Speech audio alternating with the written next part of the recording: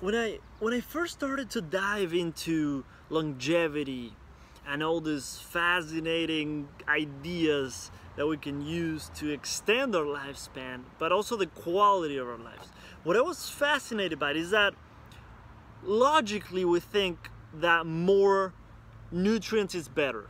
And on some level that's true, but not more calories and a ton more food, right? I used to think like, to make sure that I get everything that I need to eat more, so that if I'm not getting it from this food, then I'll get it from that food, and if I don't get it from this one, then I'll definitely get it from there. So I was overeating, hoping that that would give me all the nutrients that I needed, right? Just to cover my bases and just in case, right? Just to make sure that I was getting what I needed. But what's fascinating is that one method that's accepted by science and by all the longevity experts that helps, right, that increases longevity is caloric restriction, calorie reduction. It's been shown that all organisms, when they reduce their caloric intake by 30%, they increase lifespan by 30%. That's what I've seen. Hopefully it's true. But they've seen that over and over and over. They keep seeing that.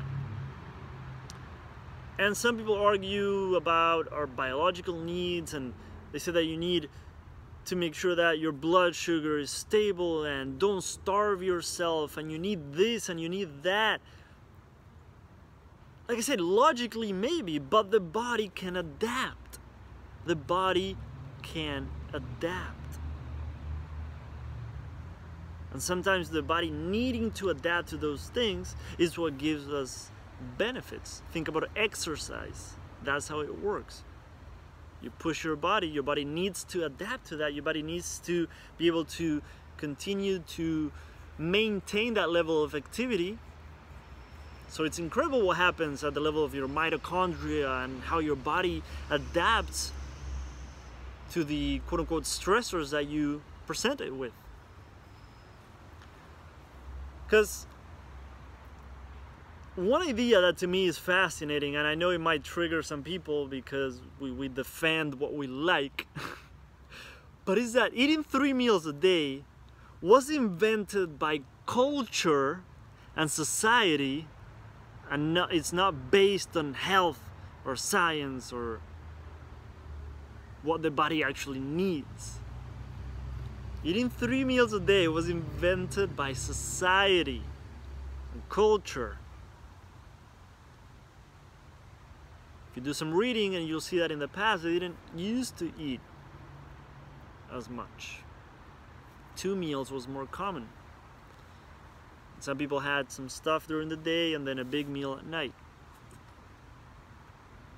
So what if that's true? What if that's not based on health, but it's based on conditioning, societal conditioning? And we get used to that, and we grow up with that, and our bodies now are used to it. But what if the body actually functions better with a little more intermittent fasting? I don't know, right? That's why there's so many longevity benefits to intermittent fasting, OMAD, any kind of fasting that will trigger autophagy.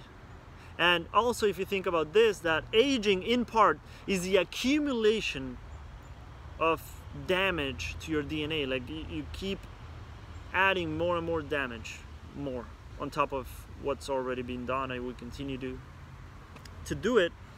I need some water. But intermittent fasting will give your system a little break and let it repair itself a little bit, and you're doing less damage because you're now giving your body that break. And fasting, well, there's so many things that it stimulates, but one of those is the proteins called sirtuins, I think that's how it's pronounced, I think, which is responsible for DNA repair, and it's a key factor in longevity. So there's so many things that certain levels of intermittent fasting will trigger that will help with that. that why not give it a try? I don't know. I don't want to convince people of that. I just want to maybe open up your mind to new ideas, new perspectives, new whatever information, so you can see that. The other thing too that is fascinating is that fasting even promotes the growth of new neurons in the brain. I'm gonna make more videos on autophagy, but there's really cool things happening in the brain too. So of course brain health will also be related to longevity. It's not just about the body, but the brain has to be functioning well as well. So just consider that. And I want to leave you with a quote. I wrote it down because I want to make sure I remember it right.